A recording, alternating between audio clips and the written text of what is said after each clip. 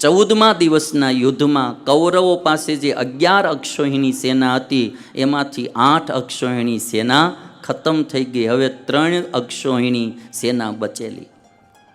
અને જ્યારે જયદ્રથ મર્યો ત્યારે શ્રી કૃષ્ણ ભગવાન અને અર્જુને શંખ વગાડ્યો. શંખને સાંભળી યુધિષ્ઠિરને ખબર પડી ગઈ કે જયદ્રથ મરાણો. જયદ્રથ મર્યો એટલે કૃપાચાર્ય અર્જુન ઉપર આક્રમણ કર્યું. અને અર્જુન ઉપર આક્રમણ કર્યું ત્યારે અર્જુન કૃપાચાર્યનો વધ કરવા નહોતા ઈચ્છતા. એથી મંદ વેગવાળા બાણ ચલાવ્યા તો પણ કૃપાચાર્ય બાણોથી પીડિત થઈ મૂર્છિત થઈ ગયા. આ પ્રસંગમાં મારે તમારે એક વાત જાણવાની કે કોઈ ગમે એવા વરદાન હોય પણ આ દુનિયાનો એક નિયમ છે, મરવાનું એ પાકો છે ભાઈ. આ દુનિયામાં બીજું કાંઈ પણ નિશ્ચિત હોય કે ન હોય, પણ મારું ને તમારું મૃત્યુ તો નિશ્ચિત જ છે. મરવાનું એ પાકો.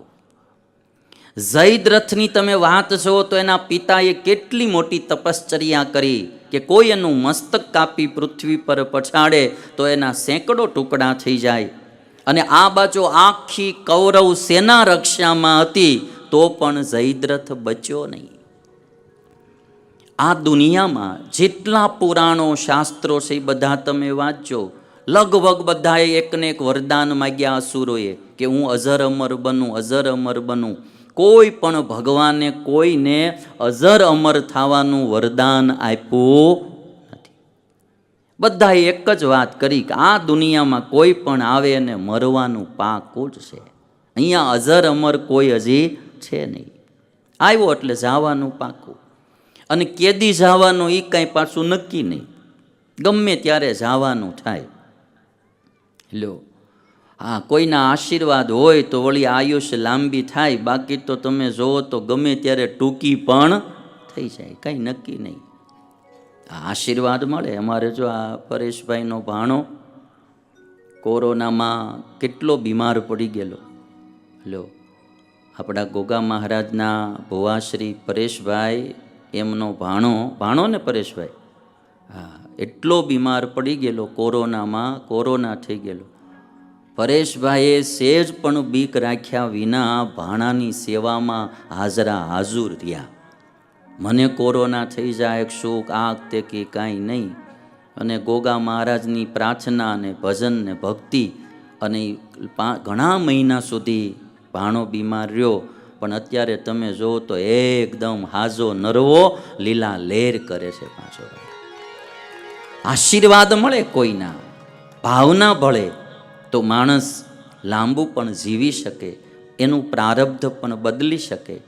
પણ એક વાત તો પાકી, વહેલું મોડું તો જવાનું પાકું. આશીર્વાદ મળે તો માણસનું મૃત્યુ થોડું પાછું બી ઠેલાય. એટલે આજે જયદ્રથના પ્રસંગમાંથી એક ચીજ મારે તમારે યાદ રાખવાની, જવાનું બધાને પાકું છે. જાતા પહેલા બે કામ કરવા. એક તો ઈશ્વર રાજી થાય એવા સત્કર્મ કરી લેવા, અને કોઈ ભગવાનને ભગવાનના સંતો ભક્તો રાજી થાય એવા સારા કાર્યો કરી લેવા. ઈશ્વરની ભક્તિ ભજન કરી લેવા. જવાનું એ પાકું, ખાલી હાથે જવાનું એ પાકું, ભેગું કોઈ નહીં આવવાનું એ પાકું. હા, જયદ્રથને બધાએ કીધું તો અમે તારી રક્ષા કરશું, અમે તારી રક્ષા કરશું. કોઈ રક્ષાય ન કરી શક્યું ને કોઈ હારે ન ગયું, એકલો બિચારો ઉપડ્યો. અગ્નિ સંસ્કારે કોણ કરે? વેત જ નહોતો યુદ્ધમાં. એટલે જવાનું બધાને પાકું, બાઈ ભાઈ નાના મોટા બધાને. એટલે એક તો જિંદગીમાં નિયમ લઈ લેવો, કોઈ દી કોઈ પાપ ન કરવું. દુનિયા મહેમાન છે આપણે, આજ આવ્યા છે ને એક દી જવાનું છે. અહીંયા પરમેનન્ટ કોઈ છે જ નહીં. આપણે કોઈ પરમેનન્ટ નથી ને કોઈની કોઈ ચીજ પણ પરમેનન્ટ નથી. ક્યારે વહી જાય કાંઈ નક્કી નહીં. આપણા હાથમાં છે ત્યાં સુધી એના દ્વારા સારા કામ કરી લો. પૈસો હાથમાં છે તો સારા કામ કરી લો. શરીર હાજુ નરવું છે, સારા કામ કરી લો. સમય આપણો સારો છે, સારા કામ કરી લો. કાલ શરીરને બગડતા બી વાર નહીં લાગે. કાલ સમયને બગડતા બી વાર ન લાગે, કાલ સંપત્તિને જાતા પણ વાર ન લાગે. જ્યાં સુધી આપણી પાસે છે, સારું છે, ત્યાં સુધીમાં સારા કામ કરી લો. કાલની કોઈને ખબર નહીં ભાઈ, શું થાય એ કોઈને ખબર ન પડે. ન જાણ્યું જાનકી નાથે કાલ સવારે શું થવાનું. ગાદીએ બેસવાનું હતું ને વનમાં જવાનું થયું, કોઈને ન ખબર પડે. અને એટલા માટે જવાનું તો પાકું જ છે, એમાં કોઈ મતલબ બે મતની વાત જ નહીં. ખાલી હાથે જવાનું એ પાકું છે, કોઈ કંઈ અહીંથી લઈને જાતા નથી. આ કોરોનામાં ગયા એ પછી આ ઘરે ક્યાં આવ્યા બિચારા? લ્યો, કહેવાય નથી આવ્યા કે આટલું ધ્યાન રાખજો. માણસને નતર છેલ્લે ઈચ્છા હોય, તમે જોયું હશે કે કોઈ માણસ દવાખાને હોય ને તો પછી છેલ્લે એની એવી ઈચ્છા હોય કે મને તમે ઘરે લઈ જાઓ, હું ભલે મરી જાઉં પણ મને તમે ઘરે લઈ જાઓ. માણસને એકવાર ઘરે આવવાની ઈચ્છા હોય કે મારું મૃત્યુ ત્યાં થાય. આપણે વિદેશમાં ગયા હોય ને આપણે આમ બીમાર પડી તો શું થાય ભાઈ?